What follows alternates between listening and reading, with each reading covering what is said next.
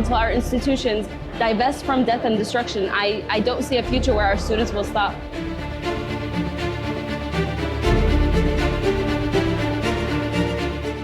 I think the movement for Palestinian solidarity has been a growing movement in the United States, but specifically we've seen the student movement, or also known as like the student intifada for Palestine, in the last 2 years as a response to the escalating genocide and occupation of Palestinian land. What we saw specifically on campuses is the encampment movement, which was a movement that was inspired by the desire to demand divestment, that these institutions are not using the tuition that these students are paying to fund death and destruction all around the world, and specifically the genocide of the Palestinian people.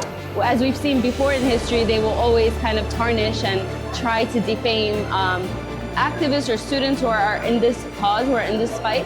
Repression is part of the struggle. It needs to be welcomed in that way because it's part of the lifeline of struggle. If there is no repression, that means that your movement or your struggle is not heading in the right direction. Once the forces at play kind of really do see your efforts as a threat to the systems of oppression and violence that they seek to maintain and preserve, repression is kind of a natural byproduct. It's on us as the people, as the organizers, activists, as regular people in regular day to kind of fight back. Even, the general student population kind of being characterized as extreme, as fringe, I think that's an attempt for the Zionist lobby. It's an attempt for the Zionist entity in itself to kind of maintain or capture the moment in a false way, right? There's an attempt to rewrite history and say that these people are a fringe group or they're an extreme group, to delegitimize that movement, to delegitimize their ask and their demand. But what we've seen is that this is a movement that's been inspired by movements before it, the civil rights movement, the movement to end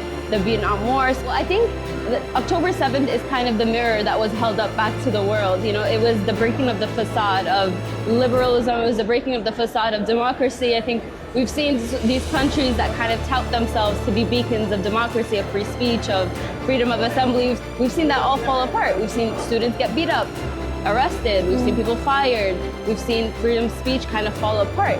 And I think October 7th exposed the world to the fact that the world order is not what we think it is. And I'm hopeful and I'm inspired by the students and by the youth that they will not stop, and that the fight is for full divestment, and until our institutions divest from death and destruction, I don't see a future where our students will stop.